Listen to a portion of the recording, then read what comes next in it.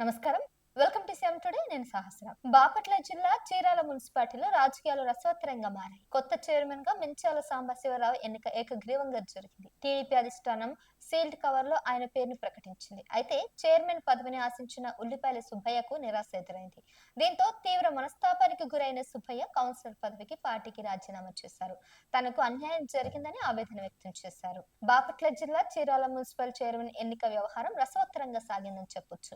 చీరాల నూతన municipal chairman గా 19వ ward councillor Minchala Sambasivarao ఏకగ్రీవంగా ఎన్నికయ్యారు.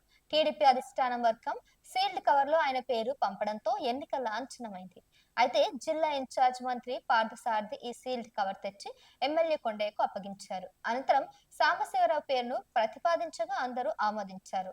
వైస్ చైర్మన్ గా గోలి జగదీష్ ఎన్నికయ్యారు.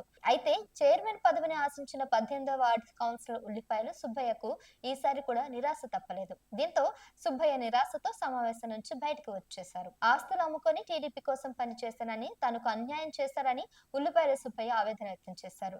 తెలుగుదేశం పార్టీకి కౌన్సిలర్ పదవికి రాజీనామా చేస్తున్నట్టు ప్రకటించారు. ఉల్లిపాయల సుబ్బయ్య చనిపోయాడని ప్రకటించండి. చీరాల మున్సిపాలిటీలో 33 కౌన్సిలర్లు ఉంటే వారిలో ముందుగా నేనే వైఎస్ఆర్సీపీ నుంచి వచ్చి టీడీపీలో చేరాను. చంద్రబాబు సమక్షంలో టీడీపీలోకి వచ్చాను. అలాంటి నన్ను నిలువున మోసం చేసి చంపేశారు. చీరాల మున్సిపాలిటీలో 6 వయసులకు 16,000 మంది ఓట్లు ఉంటే 83% ఓట్లు వేయించి ఎమ్మెల్యేగా టీడీపీ అభ్యర్థిని గెలిపించాను అని అన్నారు. ఇక వైఎస్ఆర్సీపీలో ఉన్న సమయంలో 2 సార్లు నన్ను మోసం చేశారు. టీడీపీలో 3వ సారి మోసం చేశారు. నాకు 14 ఆస్తులుంటే 12 అమ్ముకొని రాజకీయాలు చేశాను. ఇప్పుడు అద్దె ఇంట్లో ఉంటున్నాను. టీడీపీకి కౌన్సిలర్ గా రాజీనామా చేస్తున్నాను. ఆస్తులన్నీ అమ్మేసుకొని నాశనం అయ్యాను. వైఎస్ఆర్సీపీని వీడే సమయంలో కూడా ఆ పార్టీ సీనియర్ నేత ఎంపీ వైవి సుబ్బారెడ్డికి చెప్పి బయటకు వచ్చాను. బాలినేని శ్రీనివాస్ రెడ్డి నాకు ద్రోహం చేశారు. ఇప్పుడు కూడా మరోసారి మోసం చేశారు.